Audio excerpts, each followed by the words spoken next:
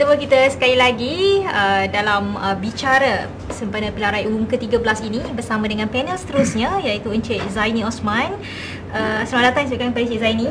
Okey, suka untuk saya kongsikan kepada anda tentang latar belakang Encik Zaini sendiri, di mana beliau merupakan seorang pensyarah kanan di Sekolah Sains Sosial Universiti Malaysia Sabah, dan beliau juga giat menulis dalam mengenai pilihan raya dan pembangunan politik Sarawak bersama dengan Nizam Sulaiman, terbitan Universiti Malaysia Sabah, Demokrasi dan Hegemoni Politik BN yang diterbitkan dalam Jurnal Kinabalu.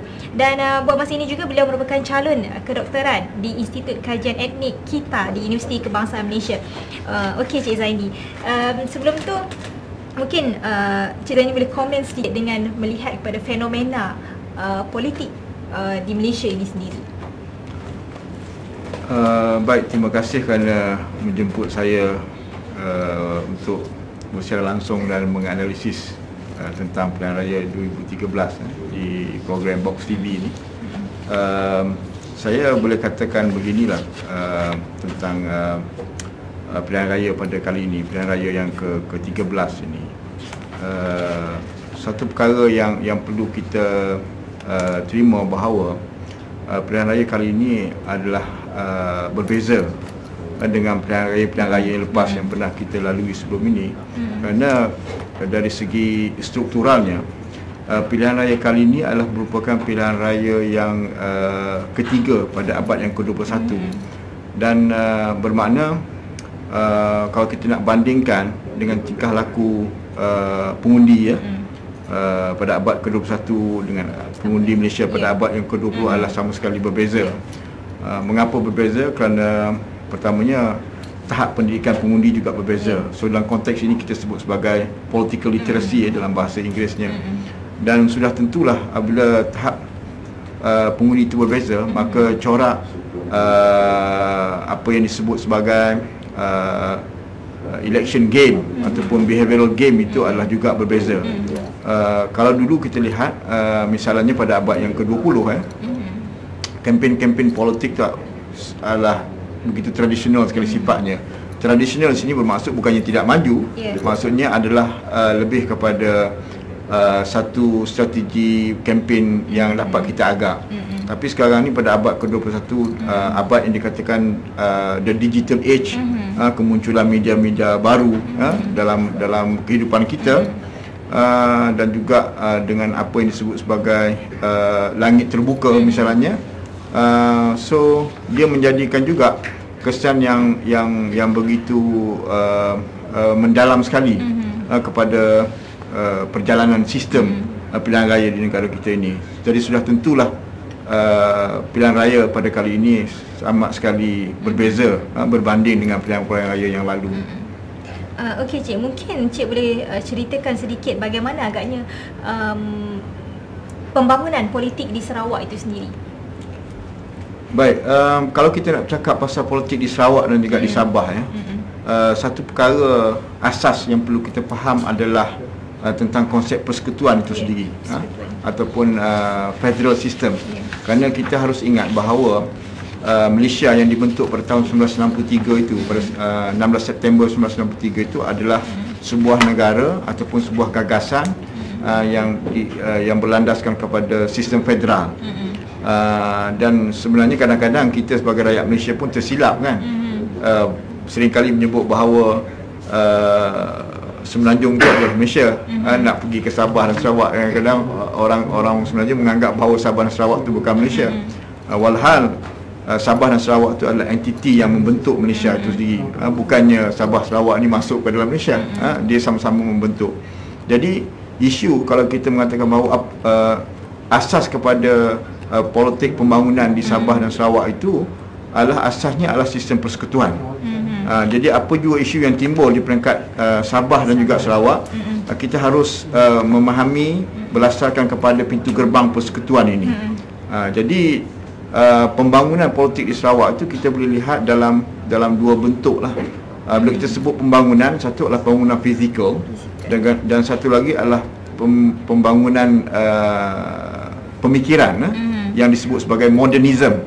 Dan modernity itu kita kait dengan perkembangan fizikal dan sebagainya. Okey. Jadi kalau dalam konteks pembangunan fizikal itu dengan misalnya di Sarawak dan juga di Sabah, moto utama kepada ideologi politik ataupun kita kata asas dasar yang dikemukakan oleh kerajaan negeri adalah politik pembangunan, iaitu malahan itulah juga janjinya kan, kalau Sabah dan Sarawak bersama dengan Semenanjung membentuk Malaysia itu, bahawa Sabah dan Sarawak akan lebih maju dari segi fizikal. Sebab itu waktu pembentukan Malaysia nak dilakukan, bagi usaha untuk meyakinkan pemimpin-pemimpin di Sabah dan Sarawak itu dibawa mereka ke Semenanjung untuk dilihat betapa Semenanjung ini adalah jauh lebih maju secara fizikalnya berbanding di Sabah dan juga di Sarawak. Okey. Jadi dari sudut fizikal kita harus akui memang sudah wujudnya pembangunan yang pesat dari sudut itu, walaupun sebenarnya ada juga bahagian-bahagian yang belum lagi mencapai tahap pembangunan fizikal yang boleh kita kata sama dengan apa yang ada di Semenanjung. Cuma mungkin sedikit berbeza dari sudut pembangunan modernisme, dari sudut pemikiran kerana politik di Sabah dan Sarawak itu saya lihat unsur-unsur yang dikatakan dalam terma political science, dalam terma ilmu politik disebut sebagai politik parokialisme itu masih kuat. Sebab itu kalau di Sabah misalnya, kalau kita berbicara pasal politik di Sabah, istilah-istilah seperti warlord itu akan muncul. Misalnya di kawasan-kawasan tertentu itu masih dikuasai oleh keluarga-keluarga tertentu, sama ada di pihak pembangkang ataupun di pihak pemerintah.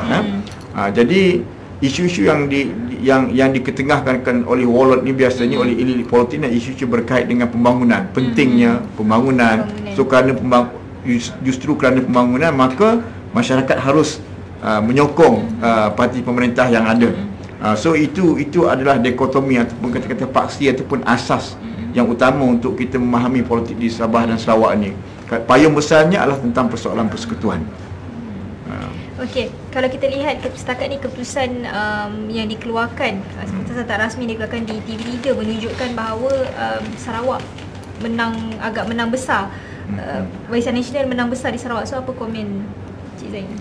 Ya, ini sebab itu saya sebut tadi, kalau kita lihat di Sarawak itu sebuah negeri yang terbesar di Malaysia.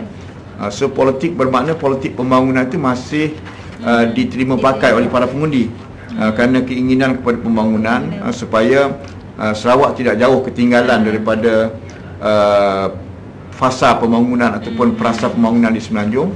Maka keyakinan oleh rakyat terhadap Parti Barisan Nasional, Parti Gabungan Barisan Nasional sebagai satu wadah politik untuk membangunkan Sarawak itu masih kuat nampaknya di situ.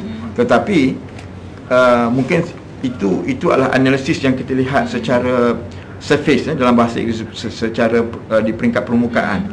Tapi mungkin selepas keputusan penuh dikeluarkan, kita perlu melihat dan membandingkannya dengan keputusan-keputusan yang pernah yang berlaku sebelum ini sebenarnya. Misalnya contohnya jumlah undi popular yang diterima oleh Parti Barisan Nasional sewaktu pilihan raya 2008 umpamanya kan. Kemudian 2004 dan juga 1999. Ini harus kita buat analisis secara cross cutting begitu.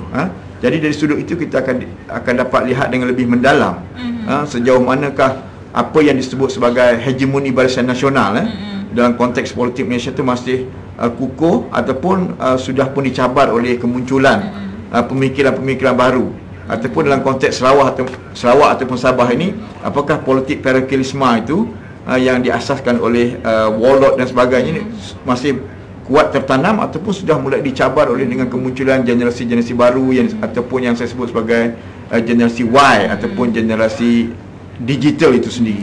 Ini perlu kita buat analisis dengan lebih mendalam dalam konteks akademiknya untuk kita memahami perubahan secara menyeluruh dalam konteks tingkah laku ataupun budaya politik dalam kalangan pengundi di Sabah dan juga di Sarawak.